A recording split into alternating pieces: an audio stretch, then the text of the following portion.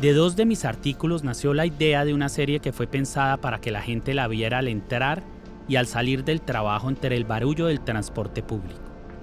Por eso debían ser episodios de máximo 6 minutos. La gente en esos espacios brinca de un contenido a otro y muchas personas en Latinoamérica tienen un plan de datos que limita su tiempo de conexión.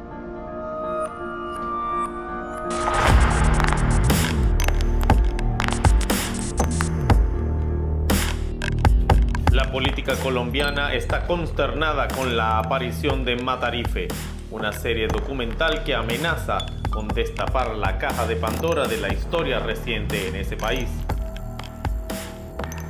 Con el expresidente Álvaro Uribe Vélez como principal protagonista, Matarife se ha encargado en sus primeros capítulos de develar historias y detalles desconocidos para muchos, sobre todo fuera de Colombia. Durante ese diminuto fragmento de tiempo que dura cada capítulo de la serie, los empleados públicos, las amas de casa, los universitarios y en general la inmensa mayoría de la sociedad colombiana tendría que ser informada, quedar convencida y sobre todo motivada a exigir el cambio que con tanta urgencia necesita Colombia. Eran máximo 6 minutos a la semana los previstos para que los colombianos salieran de su engaño y perdieran el miedo. Cada dato ofrecido en la historia tenía que estar documentado en imágenes de archivo. Es ese documental que es un documento histórico de compilación, cuidado con lo siguiente, soportado en hechos reales, en entrevistas, ¿cierto? Que a través del tiempo reflejan la realidad de unos hechos que seguramente para generaciones no tan nuevas, o mejor, para las nuevas, pues no estaban muy latentes o no tenían conocimiento. Luego el gran mérito, digamos, de la serie en ese sentido es eso, es una pieza histórica que con una herramienta o un sistema, esa puesta en escena que genial, como señala Juan, logra capitalizar Daniel Mendoza. La verdad ya había sido investigada y publicada, pero estaba escondida en el espeso matorral de información que los grandes medios vendidos a los poderosos habían refundido en la esquina más oscura del archivador. Las últimas encuestas revelan que los colombianos cada vez creen menos en los medios tradicionales. Sin embargo, los colombianos no son bobos y saben que desde los medios de comunicación informan con intereses económicos, políticos y con sus amistades. Aquí me comprometo con la verdad, aquí los escucharé siempre y si no estamos de acuerdo, los respetaré. Es que los medios de comunicación son del poder. Son para generar plata, eso no es para informar ni nada, eso es para generar plata nomás. La serie no solo buscaba alumbrar esos oscuros hechos perdidos en las décadas de memoria histórica. Tenía que encontrar la manera de que esos pocos minutos tocaran el alma del pueblo colombiano. Se ha generado tanta expectativa, tanto escándalo, tantas repercusiones, respuestas, presidentes, políticos, de todo el mundo está hablando de la serie y lo más interesante es que es una serie que de 50 episodios solo ha pasado 4. El hecho de que cuyo protagonista sea el expresidente Álvaro Uribe genera toda una curiosidad por parte de la opinión pública. Que mejore o ayude a formar nociones más exactas de la vida o que sea producto de la realidad, no cumple esos requisitos en el mayor porcentaje de las palabras. Me parece que es novedosa por el formato, porque permite la rápida difusión, todo el mundo la puede ver, todo el mundo la puede difundir. Entonces uno se pregunta por qué no se había hecho algo así antes. Entonces es indiscutible que es innovadora en ese sentido. La serie crea un hecho político en Colombia, es decir, aparece otro relato en un momento histórico en que la imagen del expresidente Uribe alcanza niveles históricos de impopularidad. Es un relato que irrumpe la escena política en contraposición al relato uribista. Pero ¿es esto lo que necesita Colombia al final de cuentas? Ya basta. Yo sí creo que Colombia tiene que saber la verdad para que pueda, digamos, haber una transformación. Se necesita saber la verdad y yo creo que Uribe tiene que contarnos muchas cosas. Eso empieza por desarmar ese relato que se ha creado, que él no sabe nada, él es una víctima. Entonces, en el momento en que se cuente la verdad, ahí sí ya podemos decir que se puede pasar la página. No pretendía que la serie fuera un mero difusor de la información, sino que esa información debía permitir estructurar una propuesta audiovisual y narrativa que pegara en el tuétano del inconsciente colectivo. El país llevaba 30 años atragantándose de violencia, dolor y sangre.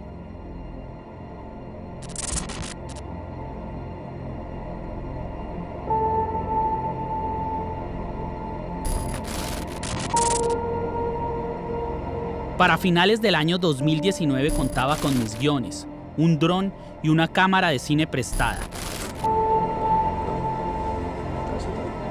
La idea inicial era que yo fuera una sombra. Sin embargo, cuando inicié el proceso de creación de los guiones, entendí que si la finalidad era irradiar e infundir valentía a la sociedad colombiana, eso generaría aún más terror. Una sombra espanta.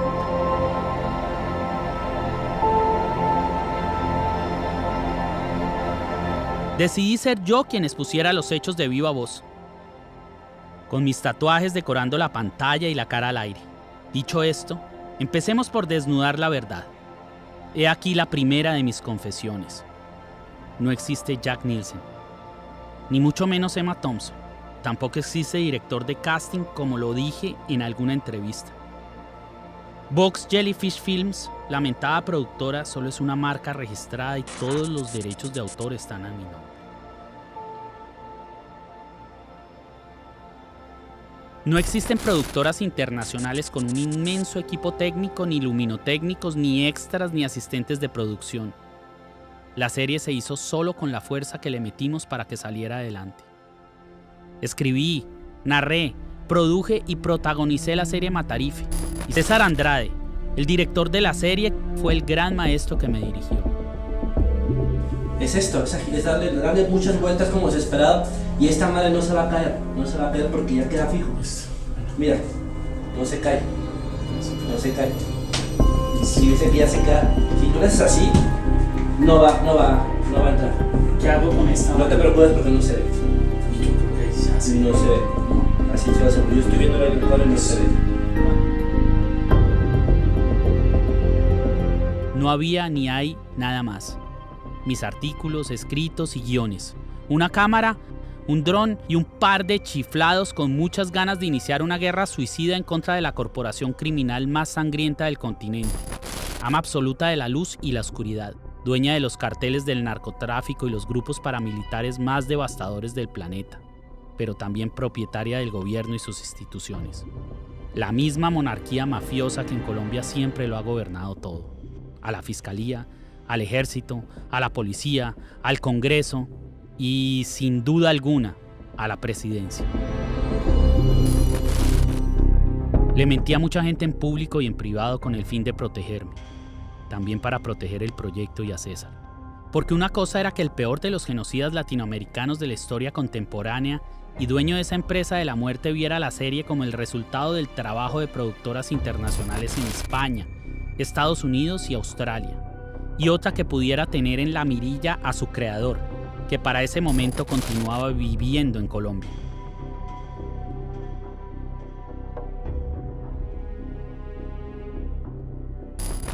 Nuestra pregunta sobre Matarife en particular es que no hay respuesta sobre unas cosas que me parece que los lectores tienen derecho a saber. O sea, quién financia esa película, quién la dirigió, ¿no? Y a mí eso me parece un poco raro que sobre eso haya tanto misterio. ¿No? La respuesta de Daniel fue que eran 3 ONGs internacionales que le habían pedido hacer la película, y nosotros le preguntamos pues cuáles son los nombres. No puedo decirlo porque ellos tienen mucho miedo de que los maten, no sé, en Australia o no sé dónde, pues que es un poquito, pues a mí me parece que es un poco raro. Y quienes la dirigieron, unos jóvenes estudiantes en México, ¿no? Pues digamos que me parece raro el misterio. Pues, seguro que no hay nada que esconder, pero me parece un poquito raro porque no lo dicen. Yo siempre creo que eso es como una información que el público debe conocer. La serie Matarife, de la que no se ha visto sino solo un capítulo, Es una producción de televisión en la que yo no tengo nada que ver, pero sí sé que está basada en hechos absolutamente comprobados y dichos 1000 veces, y es el rabo de paja que tiene el senador Álvaro Uribe y que él odia que le saquen a relucir. Por eso me sorprende cuando tú dices que nosotros odiamos a Uribe o que no nos cae bien, porque es que eso fue lo mismo que me dijo Álvaro Uribe la última vez que yo fui a verlo y con quien hablé 15 minutos, que él me decía, es que yo le caigo mal a usted, yo no, o sea, yo en realidad no, ni Gonzalo Guillén.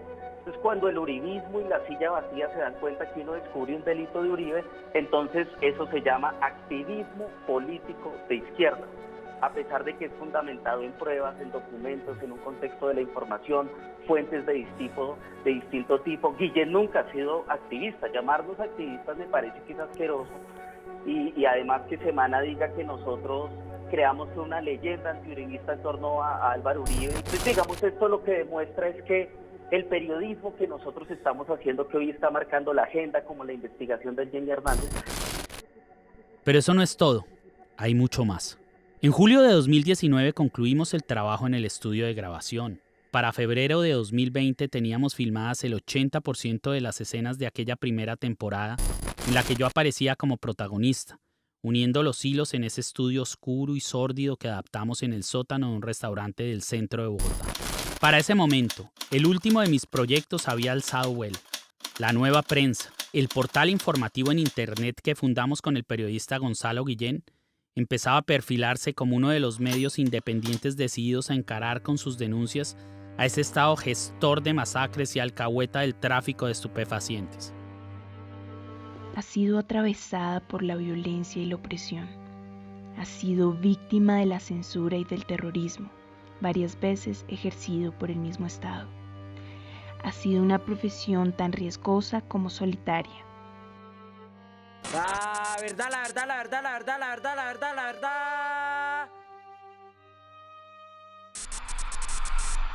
Tras años de censura en la prensa tradicional, un grupo de periodistas y abogados encuentra en el nuevo mundo digital la oportunidad para difundir masivamente sus investigaciones. Es así como nace la Nueva Prensa. La Nueva Prensa ha sido reconocida por revelar investigaciones de interés nacional que han impactado al poder y a la opinión pública, y que han servido también como insumo para la justicia colombiana.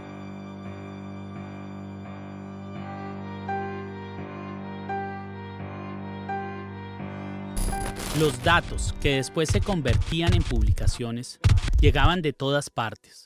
Nos contactaban diariamente investigadores, fiscales y en general funcionarios públicos cansados de los abusos de aquella élite decadente que había instaurado en el país una sangrienta política de disciplina social a través de la policía y las bandas rurales que eran los sicarios del narcoparamilitarismo gubernamental que aún hoy continúa dictando las órdenes en Colombia. Para ese momento, teníamos mi voz metida en una cinta digital y la gran mayoría de las tomas que se había tragado esa cámara prestada de última generación. Eso era lo que había de la primera temporada cuando Gonzalo Guillén, mi socio en el portal periodístico, me dijo en su apartamento: tengo una información que es una bomba atómica, unas grabaciones que prueban que entre Uribe y los narcos del cartel de La Guajira y el Cesar le compraron las elecciones presidenciales a Iván Duque. Todo lo organizó un mafioso al que llaman el Ñeñe Hernández. No pensó Gonzalo que con aquella frase estaba soltando una represa de hechos irreversibles que me llevarían hasta tan lejos.